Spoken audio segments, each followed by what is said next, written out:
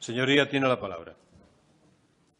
Gracias, presidente. Buenos días, consejero. La pregunta del Grupo Parlamentario Popular al Consejo de Gobierno es sobre qué políticas va a desarrollar la Consejería de Educación y Cultura para luchar contra el invierno demográfico que sufre Asturias y para ayudar a las familias asturianas en su conciliación de la vida laboral. Gracias. Gracias. Tiene la palabra el Consejo de Gobierno.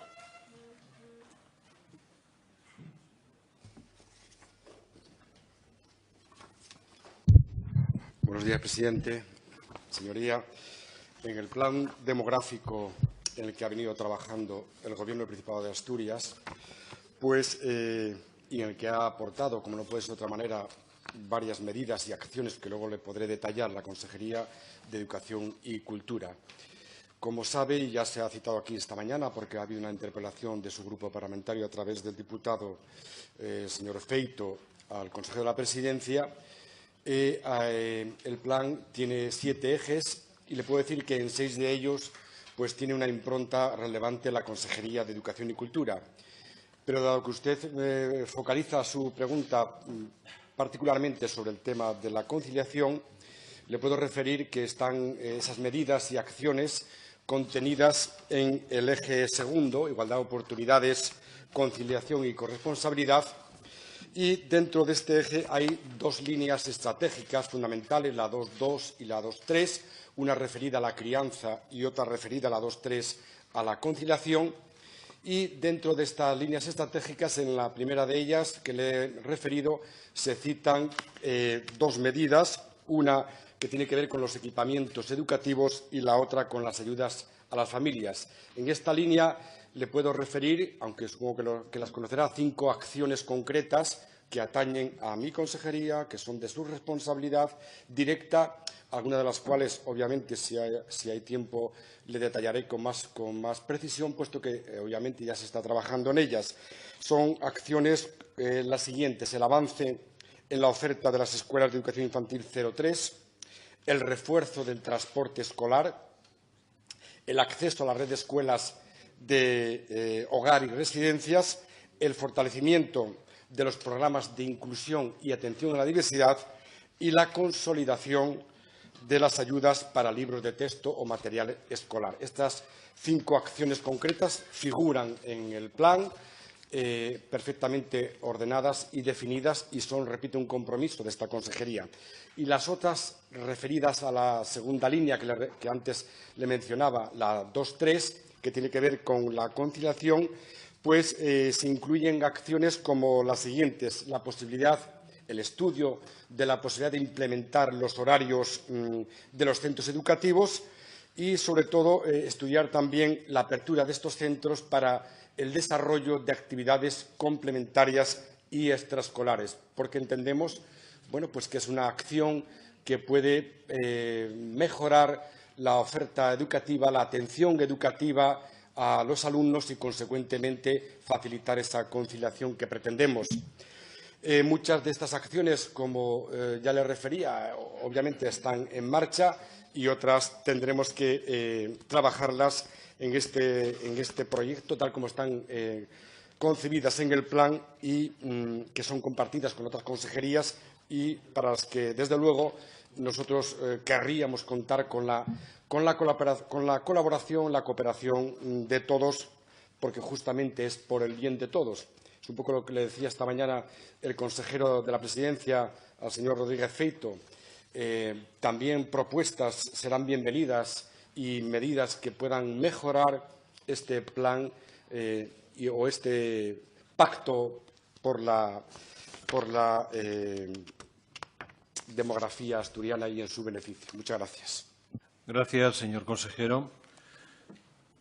Señor González Medina, tiene la palabra. Gracias, presidente. Sí, pues como decía usted con acierto, en el primer punto del orden del día de este pleno, nuestro grupo parlamentario, por voz de Matías Rodríguez Feito, interpeló al consejero de la Presidencia en relación al plan demográfico 2017-2027 que ha presentado su Gobierno a lo largo de los últimos días. Bien, cuando yo escuchaba al consejero de la Presidencia y cuando ahora le escucho a usted, partiré en primer lugar de los puntos en los que estamos de acuerdo, aunque al consejero de la Presidencia le costaba reconocerlo, que es el enorme problema, el gravísimo problema demográfico que sufrimos en Asturias. Sin ningún tipo de duda, uno de los grandes retos al que debemos hacer frente. y que, por supuesto, afecta a todas y cada una de las acciones de Gobierno y a todas y cada una de las consejerías competentes. La cuestión es que, después de hacer este análisis grave y que mi compañero hizo en el primer punto del orden del día, una situación muy grave que se está viendo en Asturias y también en otras regiones del norte de nuestro país, llegamos al mundo de las maravillas, al pensamiento Alicia, que es en el que está instalado su Gobierno, después de escuchar al consejero de la Presidencia a primera hora de la mañana decir lo que dijo y tras escucharle a usted explicar las políticas que desde su consejería se quieren implementar. Claro, todo lo que usted ha detallado, mire, yo le adelanto, estoy de acuerdo, son herramientas útiles y necesarias para luchar contra el invierno demográfico, para luchar contra el problema demográfico y para ayudar a las familias en su conciliación. La cuestión es que yo ya las leí antes en el plan demográfico, ahora se las he escuchado a usted y es que no están haciendo ni una. Entonces, cuando uno lee el plan demográfico y ve que ustedes, digamos, asumen las líneas políticas que aquí se recogen, lo que a uno le llama la atención es que están asumiendo exactamente lo contrario de lo que están haciendo. Usted decía que esperaba las propuestas de nuestro grupo político, del Grupo Parlamentario Popular, del Partido Popular de Asturias. Pero es que llevamos unos cuantos años haciéndolas. ¿Cuántos años lleva el Partido Popular de Asturias, por boca de nuestra presidenta Mercedes Fernández, repitiendo e insistiendo el enorme problema demográfico que tenemos? ¿Quién fue el partido político que trajo a esta Cámara la proposición de ley de 0 a 3 años para que sea universal y gratuita? ¿Quién votó en contra? ¿Quién fue el partido político que trajo a esta Cámara la proposición no de ley para la gratuidad de los libros de texto? ¿Qué se ha hecho? Por lo tanto, las líneas a las que usted hizo referencia y que aquí aparecen recogidas, sí, claro, está muy bien. 0 a 3 años, dice usted. Avanzar en la oferta de escuelas infantiles. Es que no lo entiendo. ¿Qué significa eso? Avanzar en la oferta de escuelas infantiles. Tenemos un 16% de niños matriculados, el segundo peor dato de España. Tenemos el segundo precio más caro de España y tenemos una red de escuelas infantiles de las más limitadas de España, 40 de los 78 municipios sin ellas. Hemos traído una proposición de ley, ustedes han votado en contra. ¿Qué va a significar avanzar en la oferta de escuelas infantiles? Ustedes dicen que es necesario, y lo recogen en el plan, apostar por las escuelas infantiles en el medio rural. Nosotros en la proposición de ley hablábamos de las casas infantiles, al modelo de las casas nido que usted bien conoce en Galicia. No han querido, han votado en contra. Ustedes hablan aquí de 156 millones de euros para los próximos 10 años. Hago las cuentas de la lechera, las cuentas de la abuela, 56 millones de euros al año. Vaya subida de 9,6 a 56 millones. ¿No era inviable económicamente nuestro plan? Y ustedes están hablando aquí de 56 millones de euros al año. Ustedes decían que votaron contra nuestra proposición de ley porque recogía la existencia de guarderías privadas. Oiga, qué curioso, porque es que aquí en el plan demográfico ustedes recogen que hay que fomentar la creación de guarderías privadas. Pero entonces, ¿quién quería privatizar esta etapa educativa? Esto es realmente curioso, fomentar la creación de guarderías privadas. ¿En qué quedamos? Libros de texto, consolidar las ayudas. ¿Consolidar las ayudas qué significa? ¿Seguir como estamos? Porque ahora mismo tenemos uno de los peores sistemas de ayuda a la compra de libros de texto que existe en nuestro país. 105 euros se da por alumno, una de las cantidades más bajas de España. La mitad que en las comunidades autónomas donde gobierna el Partido Popular, por cierto. Llega al 17% de los alumnos, uno de los porcentajes más bajos de España. Cuando aquí ponen consolidar las ayudas, ¿qué significa? ¿Seguir igual de mal? ¿O significa que vamos a ir hacia la gratuidad? Si vamos a ir hacia la gratuidad, contará con nuestro apoyo, básicamente porque nuestra presidenta Mercedes Fernández, le vuelvo a repetir, trajo una proposición no de ley a esta Cámara que fue aprobada por la unanimidad del resto de grupos, pero que nada se ha hecho al respecto. Habla del transporte escolar en el medio rural, 250 millones de euros. Bueno, 250 millones de euros. Lo que pasa es que uno va a la realidad y resulta que he contado, y seguro que algunos se me ha ido, 23 casos de quejas en los últimos meses, 23 casos de quejas de 23 alumnos diferentes con sus 23 familias diferentes a lo largo y ancho de la geografía asturiana. El último en Ayer, me consta que lo conoce, concretamente en Bo.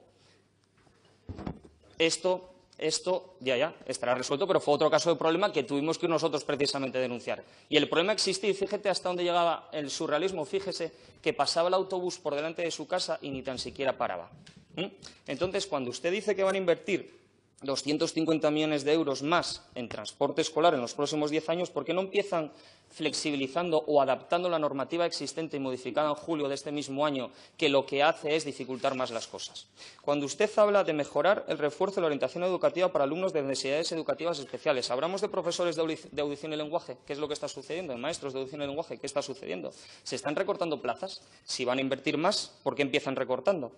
Hablaba usted de la escuela rural, y lo hacía también el consejero de la Presidencia. ¿Cuántas unidades y escuelas rurales se han cerrado a lo largo de los últimos 10 años? ¿Cuántas? ¿Sabe lo que contempla usted en el plan demográfico? Lo he estado mirando de arriba abajo, no vaya a ser que me equivoque. 0 euros. 0 euros. Para los próximos 10 años, para la escuela rural, 0 euros. Pero no es un elemento fundamental para fijar población en la escuela rural. ¿No se han cerrado más de 40 unidades, 40 escuelas rurales en los últimos 10 años? Solución, 0 euros. Entonces, miren, está muy bien presentar un plan demográfico. Ya era hora, lo dijo mi compañero Matías en el primer punto del orden del día. Llegan tarde, pero ya era hora. Está muy bien implementar un paquete de medidas y de propuestas políticas en su consejería y en el resto de consejerías. Fenomenal. La cuestión es que tanto papeleo y tanto humo marea, porque no se concreta en nada. Y si uno analiza cuáles son cada una de las políticas que se están llevando a cabo desde su consejería y cuáles son las propuestas que hacemos el resto de grupos parlamentarios, tanto a través de iniciativas parlamentarias como incluso en la negociación presupuestaria, es ahí donde se demuestra la palabrería. Se demuestra en la acción, y concluyo, presidente, se demuestra en la acción. Y la acción es que ustedes hablan de reforzar el ciclo de 0 a 3 años, pero votaron en contra de la gratuidad y la universalidad. Ustedes hablan de consolidar ayudas a los libros de texto, pero no han hecho nada por la gratuidad.